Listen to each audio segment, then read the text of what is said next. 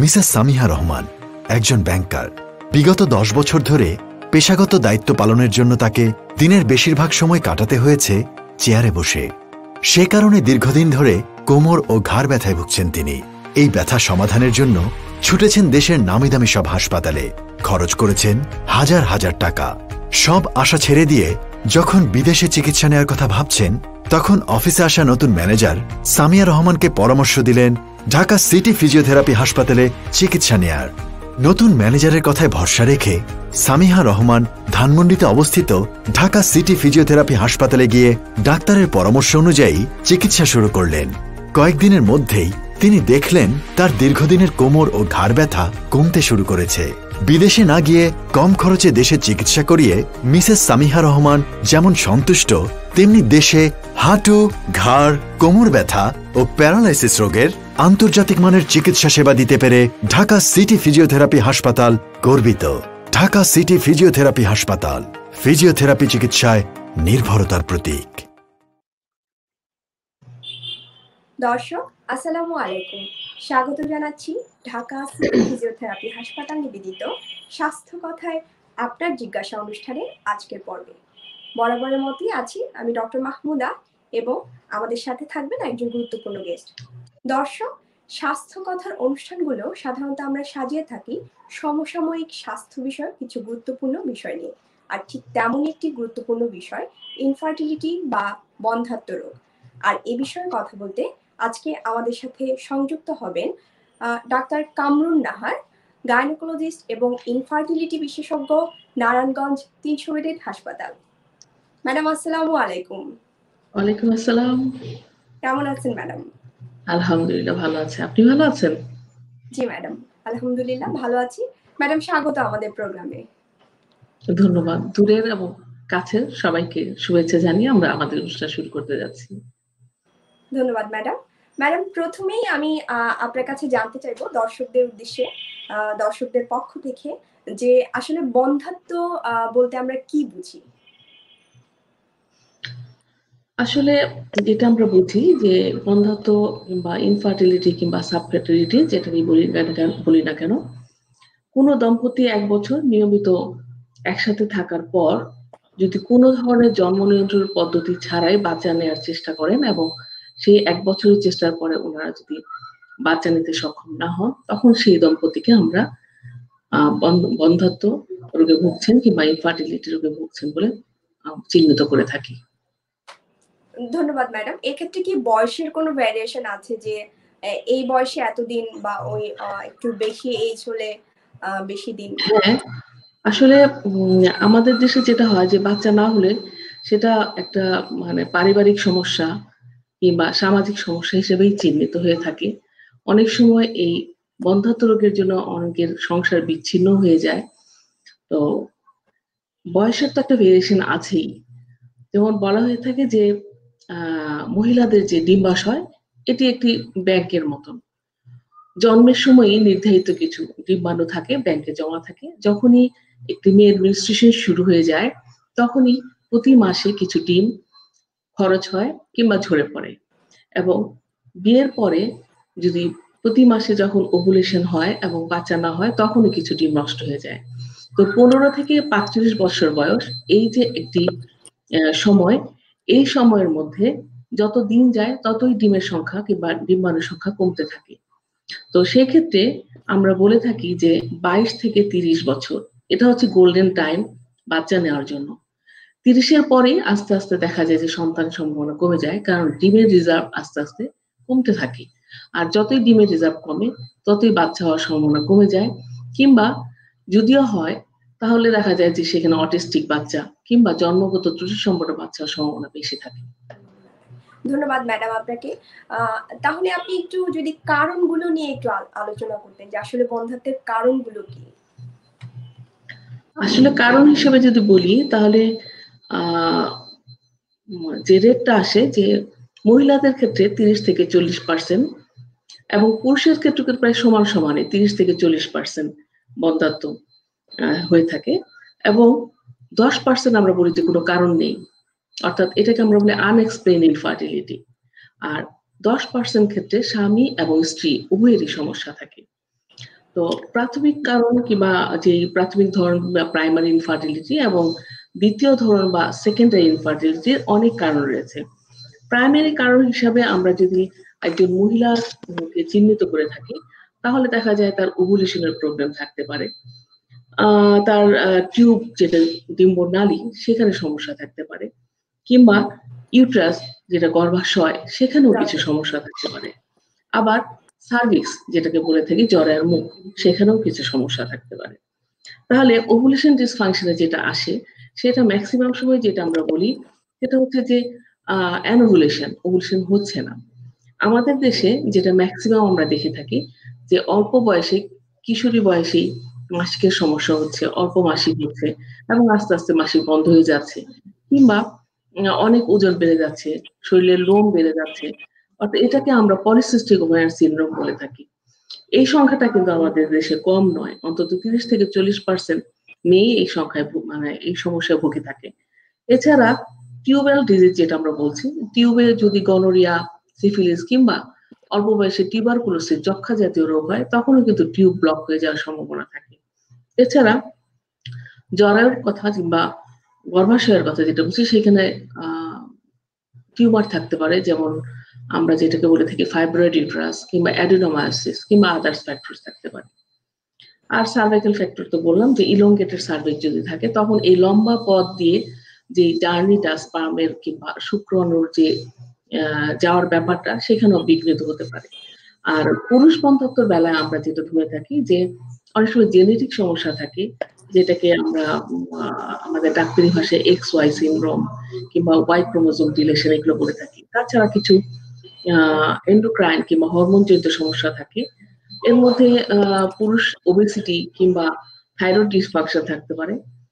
আবার psychosexual dysfunction থাকতে পারে, যে ইরেকটাইল ডিসফাংশন থাকে কিংবা ইম্পটেন্সি থাকে।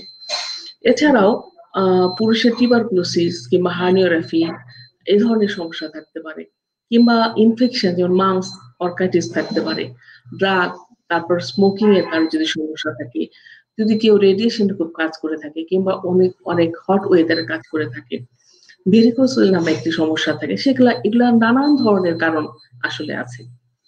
এই আর কি। ধন্যবাদ ম্যাডাম আপনাকে। আপনি যেটা খুব সুন্দর করে বললেন যে পুরুষ এবং নারী উভয়েরই কিন্তু বন্ধ্যাত্বের কারণ বা এ কারণে দুজনার কারণেই বন্ধ্যাত্ব হতে পারে। আমাদের দেশের রুরাল এরিয়ায় কিন্তু এখনো মানুষ ধারণা করে থাকে, যদিও শহরে এবং অনেকটাই গ্রামেও অনেকটা চেঞ্জ হয়েছে, যে বন্ধ্যাত্বের কারণে হয়তো নারীরা শুধুমাত্র দায়ী নয়, এক্ষেত্রে পুরুষ এবং নারী উভয়ই দায়ী।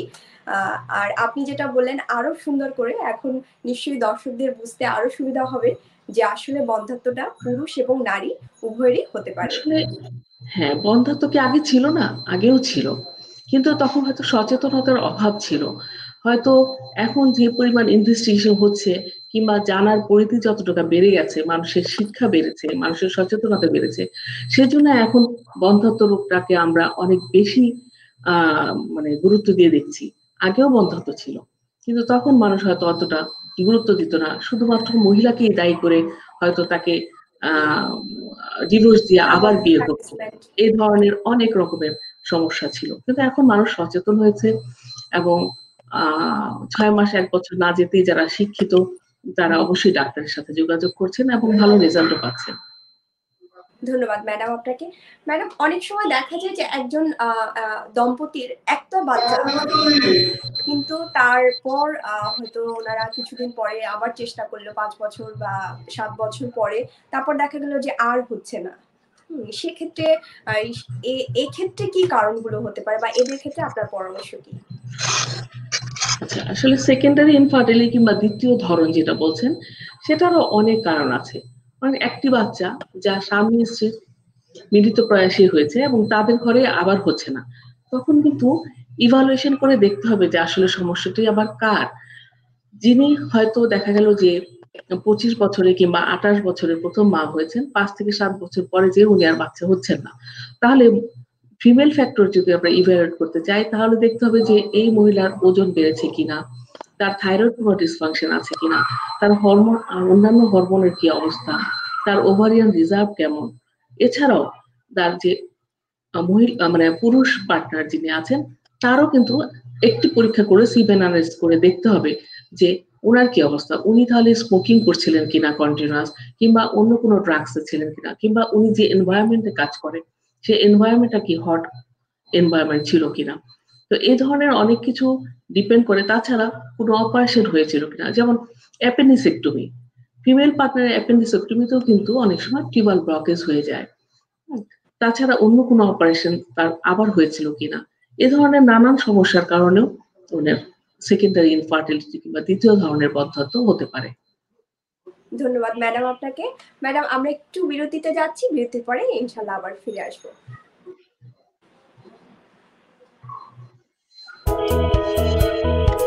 ঢাকা সিটি ফিজিওথেরাপি হাসপাতাল, আধুনিক চিকিৎসা সেবার নিশ্চয়তা। ডাক্তার এম ইয়াসিন আলী স্যারের তত্ত্বাবধানে চিকিৎসা দেওয়া হয়। অপারেশনবিহীন হাঁটু, কোমর, প্যারালাইসিস ও পঙ্গু রোগের আধুনিক চিকিৎসা সেবার নিশ্চয়তা। ঠিকানা ঢাকা সিটি ফিজিওথেরাপি হাসপাতাল, house number 12/1, road number 4/A, Dhanmondi, Dhaka 1205। দর্শক আপনারা দেখছিলেন স্বাস্থ্য কথায় আপনার জিজ্ঞাসা অনুষ্ঠান, ঢাকা সিটি ফিজিওথেরাপি হাসপাতাল নিবেদিত। আমাদের সাথে আছেন ইনফার্টিলিটি এবং ইনফার্টিলিটি বিশেষজ্ঞ ডক্টর কামরুন নাহার। ম্যাডাম স্বাগত আপনাকে। ম্যাডাম অনেক ক্ষেত্রে দেখা যায় যে বিভিন্ন হরমোনের কারণে বাচ্চা কনসিভ হচ্ছে না, সেক্ষেত্রে আপনার কি পরামর্শ থাকবে? আসলে হরমোন এমন একটা জিনিস যে আমি বলবো যে মাথা থেকে পা পর্যন্ত একটা শরীর কিন্তু হরমোন দিয়েই পরিচালিত হয়। হরমোনের বিভিন্ন খেলায় এই শরীরটা নিয়ন্ত্রিত হয়ে থাকে। কারণ ব্রেনের যে হাইপোথ্যালামাস কিংবা পিটুইটারি গ্ল্যান্ড, সেখান থেকে কিন্তু আমাদের ছেলে কিংবা মেয়ে উভয়ের হরমোনগুলো তৈরি হচ্ছে। তো সেই হরমোনগুলো যখন কোথাও কোনো ডিস্টার্ব হয় বেড়ে যাচ্ছে কিংবা কমে যাচ্ছে, এই যে খেলা, এই খেলার মাধ্যমে দেখা যায় যে মানুষ নিয়ন্ত্রিত হচ্ছে এবং বিভিন্ন সমস্যার মধ্যে, জটিলতার মধ্যে পড়ে যাচ্ছে। এখন ধরেন যে একটা পুরুষ কিংবা মহিলার থাইরয়েড হরমোন, তার যদি ডিসফাংশন হয়, মহিলার যদি থাইরয়েড হরমোন বেড়ে যায় কিংবা কমে যায়, তাহলেও দেখা যায় তার অতিরিক্ত ব্লিডিং হচ্ছে কিংবা তার ব্লিডিং মানে মাসিক অনিয়মিত হয়ে পড়ছে, এবং সেই ক্ষেত্রেও সে বন্ধ্যাত্ব রোগে ভুগতে পারে। এছাড়া প্রোল্যাক্টিন নামে একটা হরমোন আছে, যে হরমোন যদি বেশি হয়ে যায় তখন একটা মহিলার কিংবা একজন পুরুষের বন্ধ্যাত্ব ঘটতে পারে। এছাড়া একজন মেয়ের যদি টেস্টোস্টেরন কিংবা এন্ড্রোজেন নামে হরমোন বেড়ে যায়, বিশেষ করে কিশোরী অবস্থায়, তখনই দেখা যায় যে মেয়েটার গায়ে, গলায়, ঘাড়ে বিভিন্ন জায়গায় কালো কালো ছোপ হচ্ছে, অতিরিক্ত লোম বেড়ে যাচ্ছে, গালে তার ছেলেদের মতন আপার লিপে লোম হয়ে যাচ্ছে, মাসিক অনিয়মিত হয়ে যাচ্ছে। তখন মা হয়তো মেয়েকে নিয়ে আসে যে অল্প বয়স মেয়ে মোটা হয়ে যাচ্ছে, কালো হয়ে যাচ্ছে। এছাড়া তার মাসিক অনিয়মিত হতে হতে একসময় বন্ধই হয়ে যাচ্ছে। তো এছাড়া আরো হচ্ছে যে আমরা যদি ওভারিয়ান রিজার্ভ দেখতে যাই এবং বেশি বয়স হয়ে যায়, তখন কিন্তু এন্টিমোলারিয়ান হরমোন নামে একটি হরমোন আছে, যেটি দেখে আমরা বুঝতে পারি যে একটি মহিলার ওভারিতে তার ডিম্বাণু কতগুলা মানে কি পরিমাণ আছে, রিজার্ভটা কেমন। তো এই তাছাড়া ফলিকস্টিমুলেটিং হরমোন, লুটিনাইজিং হরমোন, এগুলো তো আছেই, যেগুলো দিয়ে একটু পুরুষের হাইপোগোনাড্রোপিক হাইপোগোনাডিজম কিংবা হাইপার গোনাড্রোপিক হাইপোগোনাডিজম হচ্ছে কিনা এই সমস্ত আমরা বুঝতে পারি, এবং তখন সেই হরমোনগুলো বিবেচনা ভেদে বিভিন্ন ধরনের চিকিৎসা আমরা দিয়ে থাকি। ধন্যবাদ ম্যাডাম আপনাকে। ম্যাডাম দেখা যায় যে আমাদের দেশে এবং বাইরের দেশে যদিও এই প্রবণতাটা আমার মনে হয় কমে আসছে, তারপরেও দেখা যায় যে একটু দেরিতে বাচ্চা নেওয়ার চিন্তা ভাবনা করে থাকেন দম্পতিরা, অনেকেই ভাবেন। হ্যাঁ, সেক্ষেত্রে এটা কি বন্ধ্যাত্বের কোনো কারণ হিসেবে চিহ্নিত করা হয় কিনা? হ্যাঁ, এখন তো আসলে সবাই খুব কেরিয়ার নিয়ে ব্যস্ত, সবাই কেরিয়ার নিয়ে ছুটোছুটি করছে এবং কেরিয়ার গোছাতে যে বিয়েতে দেরি হয়ে যাচ্ছে। তো অবশ্যই দেরিতে বাচ্চা নেওয়ার পিছনে বন্ধ্যাত্ব একটা কারণ। কারণটা আগেও বলেছি যে বয়সটা 22 থেকে 30-এর মধ্যে একটা গোল্ডেন টাইম বলা হয়ে থাকে বাচ্চা নেওয়ার জন্য, ফ্যামিলি কমপ্লিট করার জন্য। তো যখনই একটা মেয়ে, বিশেষ করে একটা মেয়ের কথাই বলবো আপাতত, যে কেরিয়ারের জন্য যখন 30 পার করে ফেলছে, 32, 33 কিংবা 35 দিয়ে বিয়ে করছে, তখন অটোমেটিক্যালি দেখা যায় তার ওভারিয়ান রিজার্ভ কমে আসছে, এবং এই সময়টাতে তার কেরিয়ার করতে করতে হয়তো দেখা যায় তার থাইরয়েড হরমোন ডিসফাংশন হয়ে যাচ্ছে, কিংবা প্রোল্যাক্টিন হরমোনের সমস্যা হয়ে যাচ্ছে, কিংবা ফলিকস্টিমুলেটিং হরমোনের সমস্যা হয়ে যাচ্ছে। তো এই ক্ষেত্রে যারা তখন কিন্তু ডাক্তারের শরণাপন্ন হন, এবং আমরা যখন পরীক্ষা নিরীক্ষা করতে যাই তখন দেখি যে ওভারিয়ান রিজার্ভ অনেক কম, এবং আমরা হয়তো তাকে কিছু ট্রান্সভাজিনাল সোনোগ্রাম করতে দিলে দেখা যায় যে তার ওভারিতে ডিমের সংখ্যা নাই বললেই চলে।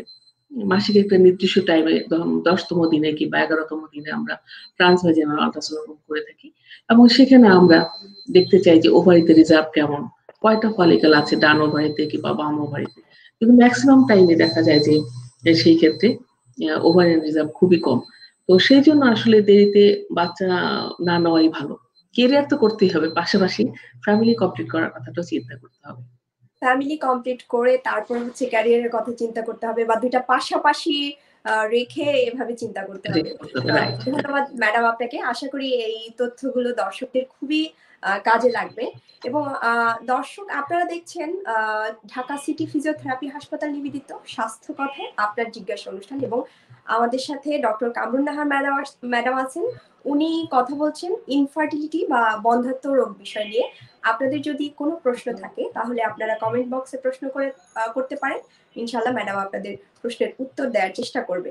ম্যাডাম, আরেকটা ব্যাপার যেটা যে দেখা যায় যে বন্ধ্যাত্বের রোগীরা খুব তাড়াতাড়ি ডিপ্রেশনে ঢুকে যায়, এবং সেই ক্ষেত্রে তারা কি করে, ডোর টু ডোর, বিশেষ করে বারবার ডক্টর চেঞ্জ করে, যেটা আমার কাছে মনে হয় যে খুবই একটা গুরুত্বপূর্ণ বিষয়। এবং দেখা যায় যে ওই ডক্টর আবার সেই প্রথম থেকে শুরু করছে। এই ব্যাপারে আপনার কি পরামর্শ থাকবে? আসলে মানুষের মন তো খুবই স্বাভাবিক যে বাচ্চার আশায় এই ডাক্তার সেই ডাক্তার নানান জনের কাছে ঘুরে বেড়ায় যদি একটা বাচ্চা হয়। কিন্তু তাতে হয় কি, রোগীর অনেক ক্ষতি হয়ে যায়, আর্থিক ক্ষতি তো হয়ই, পাশাপাশি হচ্ছে যে তার মানসিক ক্ষতিও হয়। আমার মনে হয় যে এই ধরনের বারবার ঘুরে ঘুরে এক এক ডাক্তারের কাছে না যেয়ে যদি একজন ডাক্তার কাছে থাকেন তাহলে কিন্তু সেই doctor owner A to Z সম্পূর্ণ কিছু জানেন, এবং ওনার সম্পর্কে চিকিৎসা দিতে তার সুবিধা হবে। তবে অবশ্যই যাদের বাচ্চা হয় না তাদের কিন্তু বুঝে শুনে একজন ভালো ইনফার্টিলিটি ডাক্তার কাছে যাওয়া উচিত। কারণ অনেক সময় ঘটনাটা কখনই ঘটে না বুঝে, যখন যিনি ইনফার্টিলিটি চিকিৎসা করছেন না সে ধরনের কোনো গাইনোকোলজিস্টের কাছে যাচ্ছেন। কারণ আমরা আমাদের দেশে দেখে থাকি যে অনেকেই আমরা ইনফার্টিলিটি চিকিৎসা করি, কিন্তু সবাই কিন্তু সে খুব গভীরে যান না, হয়তো অল্প স্বল্প কিছু চিকিৎসা দিয়ে ছেড়ে দেন। সেই ক্ষেত্রে কিছু পেশেন্ট দেখা যায় যে অধৈর্য হয়ে বিভিন্ন জায়গায় যায়। কিন্তু আমার দর্শকদের কাছে একটাই অনুরোধ থাকবে, যখনই কেউ বন্ধ্যাত্ব রোগে ভুগবেন অবশ্যই খোঁজ খবর নিয়ে একজন ভালো কারো কাছে যাবে, যেখানে গেলে উনি স্যাটিসফাইড হবেন এবং একটা সুচিকিৎসা পাবেন। এবং এক্ষেত্রে ম্যাডাম একটা ব্যাপার যে সময়েরও কিন্তু একটা অনেক বড় কালক্ষেপণ হয়। আর বন্ধ্যাত্ব চিকিৎসাটা একটু ব্যয়বহুল চিকিৎসা। প্রত্যেকটা ড্রাগস বেশ কস্টলি, ইনভেস্টিগেশন কস্টলি। কারণ হরমোন টেস্ট সারা বাংলাদেশে এমনকি পৃথিবীর যেখানেই যান না কেন হরমোন টেস্ট গুলো খুবই খুবই ব্যয়বহুল। তো সেটা আসলে সবার পক্ষে কোলানো কঠিন, সব পেশেন্ট পারে না। তখন আমরাও খুব কষ্ট পাই যে পারছে না। আর প্রত্যেকটা জিনিস এ টু জেড না জানলে সেই রোগীর সুচিকিৎসা দেওয়াটাও মুশকিল হয়ে যায়। ধন্যবাদ ম্যাডাম আপনাকে। ম্যাডাম, আমরা একটু বিরতিতে যাচ্ছি, বিরতির পরে ফিরে আসবো। ঢাকা সিটি ফিজিওথেরাপি হাসপাতাল, আধুনিক চিকিৎসা সেবার নিশ্চয়তা। ডাক্তার এম ইয়াসিন আলী স্যারের তত্ত্বাবধানে চিকিৎসা দেওয়া হয়। অপারেশনবিহীন হাঁটু, কোমর, প্যারালাইসিস ও পঙ্গু রোগের আধুনিক চিকিৎসা সেবার নিশ্চয়তা। ঠিকানা ঢাকা সিটি ফিজিওথেরাপি হাসপাতাল, house number 12/1, road number 4/A, Dhanmondi, Dhaka 1205। দর্শক, বিরতির পর ফিরে এলাম ঢাকা সিটি ফিজিওথেরাপি হাসপাতাল নিবেদিত স্বাস্থ্য কথায় আপনার জিজ্ঞাসা অনুষ্ঠানের আজকের পর্বে। আজকে আমাদের সাথে আছেন বন্ধ্যাত্ব বিশেষজ্ঞ ডাক্তার কামরুন নাহার। ম্যাডাম, আপনাকে স্বাগত। ম্যাডাম, একটা জিনিস দেখা যায় যে অনেক কাপল যারা লং ডিস্টেন্সে থাকে, অনেক সময় কেউ বিদেশে থাকে, কেউ ঢাকায় চাকরি করে, ওয়াইফ বাড়িতে থাকে, সেসব কাপলদেরও অনেক সময় বন্ধ্যাত্ব নিয়ে আসে। সেক্ষেত্রে আপনার কি পরামর্শ? এটা খুবই সুন্দর একটা প্রশ্ন করেছেন আপনি। অনেক সময় আমরা প্রতিদিন প্র্যাকটিসে দেখে থাকি যে শাশুড়ি আসছে, সঙ্গে ননাস কিংবা ননদ এসছে, এসে বলছে যে আমার ভাই বিদেশে থাকে, বিয়ের পর 15 দিনের মাথায় কিংবা 1 মাস চলে গিয়েছে, এখন সামনের মাসে আসবে, উনি 1 মাস থাকবে, যেভাবে হোক বাচ্চা চাই, আপনি চিকিৎসা দেন। আসলে এটা খুবই মানে একটা মেয়ের জন্য খুব কষ্টকর, আমাদের জন্য খুব দুরূহ ব্যাপার যে একজন লোক বিদেশ থেকে 1 মাস আসবে, 1 মাসে এসে ওই সময়টার মধ্যে একটা বাচ্চা হওয়া খুবই কঠিন ব্যাপার। তো সেই ক্ষেত্রে আমরা আসলে ওদেরকে বলি যে যেভাবে ম্যানেজ করে অ্যাটলিস্ট 6 মান্থ 6 মাস একসাথে থাকার, এবং যেই সময়টায় বাচ্চা থাকে অর্থাৎ ফার্টিলিটি পিরিয়ডটা আমরা বুঝিয়ে বলি যে এই মাসিক যদি কারো 28 দিনের মাসিক হয় কিংবা 30 দিনের সাইকেল থাকে, তাহলে তাদের ডেঞ্জার পিরিয়ডটা কখন এবং কোন সময়টা টাইম রিলেটেড যে থাকার ব্যাপারটা সেটা আমরা একটু বুঝিয়ে বলি।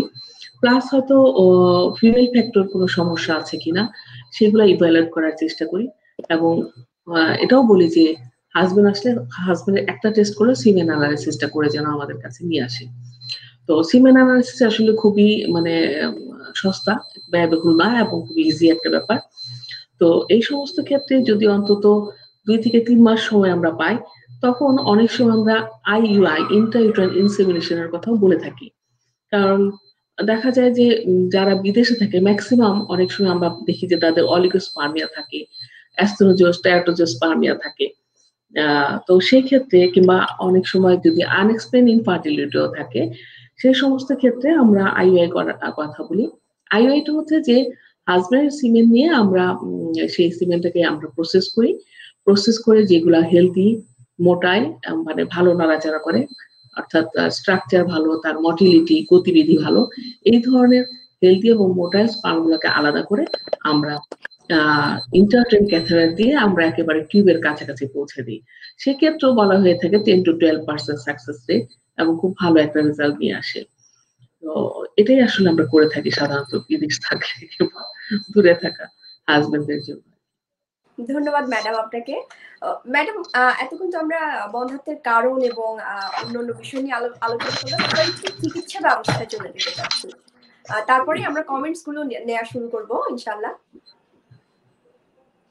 যে আসলে চিকিৎসা ব্যবস্থাটা মানে কিভাবে শুরু হচ্ছে?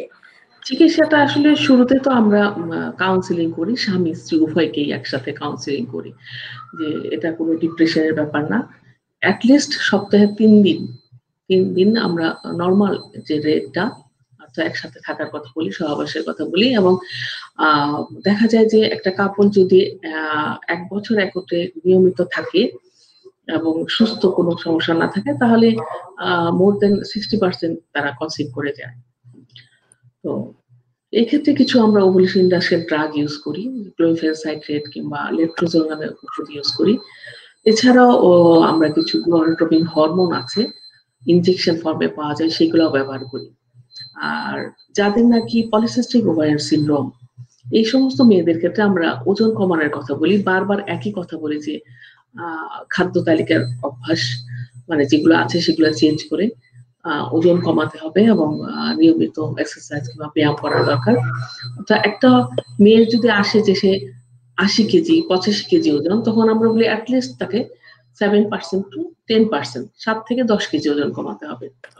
তো শুধু ওজন কমিয়েও কিন্তু পলিসিস্টিক ওভারিয়ান সিনড্রোমের রোগীরা কনসিভ করে যেতে পারে। আর তারপরেও যদি কনসিভ করে না, তাহলে আমরা ল্যাপারোস্কোপি করতে পারি। ল্যাপারোস্কোপির মাধ্যমে আমরা ওভারিয়ান ড্রিলিং নামে একটি পদ্ধতি আছে, যে যেহেতু পলিসিস্টিক ওভারিতে অনেক সিস্ট ওভারির গায়ে ছোট ছোট পানির দানার মতো হয়ে থাকে, যেগুলো নাকি আমরা ড্রিলিং করে বের করে দিতে পারি। অর্থাৎ ওই সিস্টের মধ্যে তো ওই এন্ড্রোজেন নামে হরমোনটা জমে থাকে। তো তারপরেও আবার যখন মানে ল্যাপারোস্কোপি করার পর যদি আমরা আবার ওভুলেশন ইন্ডাকশন ড্রাগ দিই, তখনও ম্যাক্সিমাম পেশেন্ট কনসিভ করে যায়। আর এছাড়াও আমরা হিস্টোস্কোপি নামে কিছু অপারেশন আছে, সেটাও করে থাকি। যদি তার ওভারিতে ইউট্রাসে কোনো প্রবলেম থাকে, অ্যাডেনোমায়োসিস থাকে, এন্ডোমেট্রিয়াল পলিপ থাকে, এই ধরনের কিছু সমস্যা থাকে। আর তারপরে তো আইইউআই এর কথা বললাম। আইইউআই আমাদের দেশে অ্যাটলিস্ট বলা হয় যে 4 বার করার কথা, এবং আইইউআই তো যদি কোনো কাজ না হয় সবশেষে যে আমরা আইভিএফ এর কথা বলি, ইন ভিট্রো ফার্টিলাইজেশনের কথা বলি, কিংবা ইক্সি কথা বলে থাকি আর কি। ম্যাডাম, খুব সাধারণ মানুষের মধ্যে টেস্ট টিউব বেবি নিয়ে একটা বড় ধরনের সমস্যা আছে। অনেকেই আমার কাছেও ইভেন জিজ্ঞেস করে যে এটা কি টেস্ট টিউবের মধ্যে হয় কিনা, এটা কি আসলে হাজবেন্ডের সিমেন্ট দেওয়া হয় কিনা, এটা কি ধর্মীয় কোনো বাধা আছে কিনা, এটা কখন করা হয়, আপনি যদি এই বিষয়ে একটু ডিটেলস বলতেন। আচ্ছা, টেস্ট টিউব বেবি আসলে কি? টেস্ট টিউব বেবিটা হচ্ছে যে প্রথমে বলে নিই যে আমাদের দেশে কিন্তু এখন পর্যন্ত ধর্মীয় অনুশাসন আছে যে আমরা বাইরে থেকে যে ডোনার স্পার্ম কিংবা ডোনার ওভাম নেওয়ার আমাদের দেশে কোনো নিয়ম নেই, কিংবা সরকারভাবে অনুমোদিত হয়নি। কাজে আমাদের দেশে যে টেস্ট টিউব বেবি হয় সেটা কিন্তু স্বামী এবং স্ত্রীর ডিম্বাণু এবং শুক্রাণু দিয়েই হয়। এটা আমি আগে আশ্বস্ত করতে চাই। দেশের বাইরে যেমন ডোনার স্পার্ম কিংবা ডোনার ওভাম হয়, কিন্তু আমাদের দেশে এটা হয় না। এমনকি দেশের বাইরে বলা হয় যে স্যারোগেট মাদার পাওয়া যায়, যে মায়ের ওভাম আর হাজবেন্ড শুক্রাণু যেটা সেগুলা দিয়ে বাইরে মানে ল্যাবরেটরি কৃত্রিম ভাবে একটা ভ্রূণ তৈরি করা হয়, যেটা জরায়ুতে প্রতিস্থাপন করা হয়। এটাকে আসলে বলা হয় টেস্ট টিউব বেবি। তো সেই টেস্ট টিউব বেবি যদি মায়ের ক্ষমতা থাকে যে না একটা মা তার ডিম্বাশয়ে আত্মা ধারণ করার ক্ষমতা আছে, তখন ল্যাবরেটরিতে কৃত্রিম ভাবে ভ্রূণ তৈরি করে জরায়ুতে প্রতিস্থাপন করা হয়, এটাকে টেস্ট টিউব বলে। আর দেশের বাইরে স্যারোগেসি করে সেটা হচ্ছে যে কোনো মা কোনো কারণে তার ক্যান্সার হয়েছে কিংবা তার একটা ইউট্রাস নেই, যে কোনো কারণেই হোক তার বাচ্চা দেওয়ার ক্ষমতাই নেই, ইমিউনোলজিক্যাল ফ্যাক্টর থাকে যে বাচ্চা থাকেই না, তখন কিন্তু দেশের বাইরে গর্ভ ভাড়া পাওয়া যায়, যেটাকে স্যারোগেট মাদার বলে। কিন্তু আমাদের দেশে হয় না। তো আমরা কখন প্রত্যেকটা আমরা এই যে বলে থাকি যে টেস্ট টিউব, সেটা হচ্ছে যে আসলে এটা ওই যে আনএক্সপ্লেইন ইনফার্টিলিটি, তারপর টিউবাল বাইলেটার মানে দুটা টিউব ডিম্বনালী যদি বন্ধ থাকে, হাজবেন্ডের যদি অ্যাজোস্পার্মিয়া থাকে যে হাজবেন্ডের কোনো শুক্রাণুই নেই, তারপরে হচ্ছে যে অ্যাডভান্স রিপ্রোডাক্টিভ এজ যে 40 বছরের পরে যে মা হতে যাচ্ছে, তারপর ওভারি কারো আছে যে ওভারিয়ানিজম নাই, ovarian failure, premature ovarian failure হয়ে গেছে, 30-32 কিংবা 35 বছর বয়সেও একজন মহিলা আসে যে তারা মাসিকই হচ্ছে না, বন্ধ হয়ে গেছে, এবার তার ওভারিতে কোনো রিজার্ভই নাই। এই ধরনের ক্ষেত্রে আমরা টেস্ট টিউব বেবির কথা বলে থাকি। ধন্যবাদ ম্যাডাম আপনাকে। আমরা কিছু কমেন্টস দেখতে পাচ্ছিলাম, আমি একটা কমেন্টস পড়ে নিতে চাচ্ছিলাম। শিব্বির আহমেদ ফরহাদ জানতে চেয়েছেন, আমার এক চাচাতো বোনের বাচ্চা হয় না, অনেক ডাক্তার দেখানো হয়েছে, বিয়ের কয়েক বছর আগে থেকে ওনার পিরিয়ড হচ্ছে না, এটার কি কোনো চিকিৎসা আছে কিনা? আচ্ছা, ধন্যবাদ।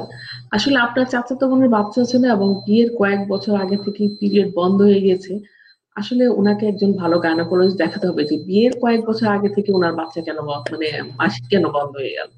তো ওনার ওই পলিসিস্টিক ওভারিয়ান সিনড্রোম আছে কিনা এটা আগে দেখতে হবে। ধন্যবাদ ম্যাডাম আপনাকে। ম্যাডাম, একটা বিষয় দেখা যায় যে আচ্ছা, আমি আরেকটা কমেন্টস নিয়ে নিচ্ছি, infertility versus fertility Bangladesh perspective. আচ্ছা, উনি কি এই বিষয়ে জানতে চেয়েছেন কিনা আমি বুঝতে পারছি না। আচ্ছা ম্যাডাম, আরেকটা বিষয় আমি জানতে চাচ্ছিলাম যে ইনফার্টিলিটি পেশেন্টদের একটা মানসিক বিশাল একটা মানে কষ্ট, এক ধরনের ডিপ্রেশন থাকে, এবং এই ক্ষেত্রে আমার যেটা মনে হয়, আমার ধারণা আপনিও আমার সাথে একমত হবেন, যে যিনি পেশেন্ট তার থেকে আশেপাশে মানুষের বেশি একটা চিন্তা থাকে, এবং এই চিন্তাটা ওনারা কিন্তু ওনাদের মাথায় ঢুকিয়ে দেয়। হ্যাঁ, হয়তো তিনি হ্যাপি আছেন বা ট্রিটমেন্ট করাচ্ছেন, কিন্তু সেক্ষেত্রে মানসিক একটা যে মানসিক যে যন্ত্রণাটা বা ডিপ্রেশনটা, এটা ওনার অবশ্যই ওনার যে কি বলে যে হরমোনাল ইমব্যালেন্সের জন্য অবশ্যই এটা দায়ী। এটাকে আপনার কিভাবে আপনি ব্যাখ্যা করবেন? আসলে আমাদের দেশের মানুষ অতি উৎসাহী, যিনি বাচ্চা হচ্ছেন না তার চেয়ে তার আশেপাশে যারা আছেন আত্মীয় স্বজন বন্ধু তারা বেশি উৎসাহী। হয়তো তার বিয়ে হয়েছে 2 বছর, বাচ্চা হচ্ছে না, তখন হয়তো মানে এসে খুঁজাবে কেন বাচ্চা হচ্ছে না, বাচ্চা নিচ্ছিস না কেন। তো তখন স্বাভাবিকভাবে যার হচ্ছে না সে তো ডিপ্রেশনে ভুগবেই। তো ওই ধরনের পেশে আসলে আমরা আসলে কাউন্সিলিং করি, উৎসাহিত করি যে বয়স খুব কম, কোনো সমস্যা না। অনেক সময় এরকম হয়, আপনি কোথাও বেড়াতে যান, অনেক সময় দেখা যায় ডিপ্রেশনে থাকলে যেই হরমোনটা যেই সময় তৈরি হওয়ার কথা কারণ আপনি ডাক্তার, আপনি জানেন যে আমাদের এক একটা হরমোন এক এক সময় তৈরি হয়। কোনোটা হয়তো রাত 3টা 5টা টাইম মুভমেন্ট করে, কোনোটা আছে যে হয়তো সেরাম প্রোলাকটিন সকাল 11টায় সিক্রেশন হলো। তো এই যে হরমোনাল সিক্রেশন গুলো এক এক সময় যে ঘড়ির কাঁটার সাথে মিলে সিক্রেশন হয়, ডিপ্রেশনে কিন্তু সেই সিক্রেশন গুলো ঠিক মতো হয় না। তো এভাবেই ব্যাখ্যা করি যে আপনি যদি ডিপ্রেশনে থাকেন, দেখবেন যে আপনার সেই হরমোন গুলো ঠিক মতো রিলিজ হচ্ছে না। কিন্তু যখনই আপনি এই যে আশেপাশের আত্মীয় স্বজন বন্ধু বান্ধব যারা আপনাকে ডিপ্রেসিভ কথাবার্তা বলছে কিংবা আপনার মনটাকে নষ্ট করে দিচ্ছে, এখান থেকে বের হয়ে যখন আপনি কোথাও বেরিয়ে আসবেন, আপনার মনটা যখন খুব ভালো থাকবে, তখন অটোমেটিক্যালি আপনি কনসিভ করে যাবেন। এবং সত্যি কথা বলছি মমতা, এরকম প্রচুর পেশেন্ট আছে যাদেরকে বলেছি যে 15 দিন মানে বেরিয়ে এসো, কক্সবাজার যাও কিংবা সিলেট যাও, যেখানে ইচ্ছে সেখানে যাও, যেখানে তোমাদেরকে কেউ ডিস্টার্ব করবে। আলটিমেটলি কিন্তু তারা কনসিভ করেছে, তারা কিন্তু আর সেই থেকে ডিপ্রেশন থেকে বের হয়েছে এবং আলটিমেটলি মা হয়েছে। ধন্যবাদ ম্যাডাম আপনাকে। ম্যাডাম, আরেকটা ব্যাপার, যে আপনি কি মনে করেন কিনা ইনফার্টিলিটির ব্যাপার আসলে সবাই কিন্তু বিদেশে যাওয়া বা পার্শ্ববর্তী দেশগুলোতে যাওয়ার কথা চিন্তা করে, যদিও আমরা জানি যে বাংলাদেশে এখন প্রত্যেকটা যে স্টেপ যেটা ফলো করা হয় সেটা সম্পূর্ণ পাওয়া যাচ্ছে বা করা হচ্ছে। তারপরে আপনি কি মনে করেন যে বাংলাদেশ কি আধুনিক চিকিৎসার জন্য, ইনফার্টিলিটি আধুনিক চিকিৎসার জন্য যথেষ্ট কিনা?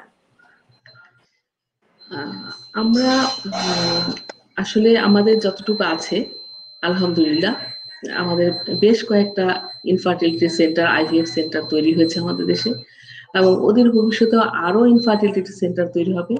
আচ্ছা, আমার মনে হয় না যে আমাদের এখন আর দেশের বাইরে যাওয়ার প্রয়োজন, কারণ দেশের বাইরে যা হচ্ছে আমাদের দেশে তাই হচ্ছে। তবে আমাদের দেশের তুলনায় আমাদের ইনফার্টিলিটি যেই পরিমাণ কাপল আছে তার তুলনায় আমাদের দেশে ইনফার্টিলিটি সেন্টার কিংবা আইভিএফ সেন্টার তুলনামূলকভাবে কম, আমাদের আরো তৈরি করতে হবে। ধন্যবাদ ম্যাডাম আপনাকে। আরেকটা বিষয় হচ্ছে যে কোনো মা বাবার, হ্যাঁ, যে একটা মেয়ে বাচ্চা বা ছেলে বাচ্চা হওয়ার পর থেকেই কি, বয়ঃসন্ধির পর থেকেই কি এগুলো নিয়ে ভাবা উচিত কিনা, যে তার লাইফস্টাইল পরিবর্তন করতে হবে, তার ওজন নিয়ন্ত্রণ করতে হবে, এ বিষয়ে আপনার কি পরামর্শ থাকবে? অবশ্যই হওয়া উচিত, কিন্তু এখন দুঃখের বিষয় হলো যে আমাদের দেশে বিনোদন বলতেই মানুষ এখন বুঝে খাওয়া দাওয়া, কোনো কিছু হলেই যে বাইরে গেলাম ফাস্টফুড খেয়ে নিলাম। আর প্রত্যেকটা আমার কাছে যারা আসে, ম্যাক্সিমাম যারা মানে মেয়ে বাচ্চা নিয়ে আসে, মাসিকের অনিয়মিত মাসিক নিয়ে আসে, প্রত্যেকেই দেখা যায় যে পলিসিস্টিক ওভারিয়ান সিনড্রোমে ভুগছে। প্রত্যেকের ওজন প্রায় 100 কেজি, কেউ আছে 80-85 কেজি। তো এই ক্ষেত্রে আমার মা যারা ভিউয়ার আছেন, মা বাবাদের কাছে অনুরোধ থাকবে যে মেয়ে হোক ছেলে হোক, তাদেরকে কিন্তু নিয়মিত শাকসবজি খাওয়ার অভ্যাস, এক্সারসাইজ করার অভ্যাস, অতিরিক্ত ফাস্টফুড খাওয়ার অভ্যাস থেকে বিরত থাকতে হবে, হেলদি খাওয়ার অভ্যাস তৈরি করতে হবে। এবং এই যে আমরা অনেক ম্যাক্সিমাম সময় আমরা টিভি কিংবা আমরা ফেসবুক, আমরা ল্যাপটপ এগুলো নিয়ে বসে থাকি, এগুলো তো সংযমী হতে হবে। কারণ কিছু আমি ভুলে গেছি একটা কথা বলতে, যে কিছু ইনফার্টিলিটি কিন্তু মেইনলি ফ্যাক্টর ইনফার্টিলিটি বলা হয়ে থাকে, যে সপ্তাহে যদি এরকম হয় যে কোনো পুরুষ সে যদি সপ্তাহে 8 ঘন্টার উপরে কন্টিনিউয়াস সে ল্যাপটপ থাকে, তাহলে ল্যাপটপের যে রেডিয়েশন সেটা কিন্তু ওই আপনার স্পার্মকে মাইক্রো ডিলেশন করে, স্পার্মের ডিএনএ কে ভেঙে দেয়, তখনও কিন্তু তার ইনফার্টিলিটি ডেভেলপ করে। খুবই গুরুত্বপূর্ণ তথ্য দিলেন ম্যাডাম। আচ্ছা, মোহাম্মদ গোলাম রাব্বানি উনি একটা প্রশ্ন করেছেন, how to screen genetic status of donor sperm ovum for healthy issues regarding genetic disease like thalassemia and or hemophilia. ডোনারের স্পার্ম কিংবা ডোনার ওভামে হেলদি ইস্যু ব্যাপারে ডাক্তার বন্ধুবর গোলাম রব্বানি জানতে চেয়েছেন। আসলে এই থ্যালাসেমিয়া কিংবা হিমোফিলিয়া তো বিয়ের আগেই এই জেনেটিক ইয়েটা করা উচিত আমাদের দেশে। তবে আমাদের দেশে এখন পর্যন্ত ডোনার স্পার্ম কিংবা ডোনার ওভাম নিয়ে যেহেতু কোনো কাজ করছি না, কাজে ডোনার স্পার্ম এবং ওভাম নিয়ে থ্যালাসেমিয়া স্ক্রিনিং করার পদ্ধতিটাও আমাদের দেশে এখনো তৈরি হয়নি বন্ধু। কাজে এই ব্যাপারে আমার মনে হয় যে যদি কেউ করতে চায় তাহলে তাকে বিদেশেই যেতে হবে। আমাদের দেশে শুধুমাত্র বিয়ের আগে তার থ্যালাসেমিয়া আছে কিনা সেটা স্ক্রিনিং করার ব্যাপার আছে, সেটা তো আমরা সবাই জানি, কিন্তু ডোনার স্পার্ম কিংবা ডোনার অভাব নিয়ে তো আমরা কাজ করছি না। ধন্যবাদ ম্যাডাম আপনাকে। ম্যাডাম, আমাদের অনুষ্ঠানের সময় শেষ হয়ে গিয়েছে। আপনি অনেক গুরুত্বপূর্ণ তথ্য দিয়েছেন দর্শকদের উদ্দেশ্যে। আশা করি আবারও ইনশাল্লাহ আপনার সাথে আমাদের দেখা হবে। আপনাকে অসংখ্য ধন্যবাদ জানাচ্ছি ম্যাডাম। আমাদের ধন্যবাদ ডক্টর মাহমুদা, ধন্যবাদ সবাইকে যারা এই অনুষ্ঠানের সামনে বসেছিলেন, ধৈর্য ধরে আমাদের কথা শুনেছেন। আবারও দেখা হবে, ধন্যবাদ। দর্শক, আপনারা দেখছিলেন ঢাকা সিটি ফিজিওথেরাপি হাসপাতাল নিবেদিত স্বাস্থ্য কথায় আপনার জিজ্ঞাসা অনুষ্ঠানের আজকের পর্ব। আজকের মতো বিদায় নিচ্ছি আমি ডক্টর মাহমুদা। ইনশাল্লাহ আগামী পর্বে আবারও দেখা হবে। আল্লাহ হাফেজ।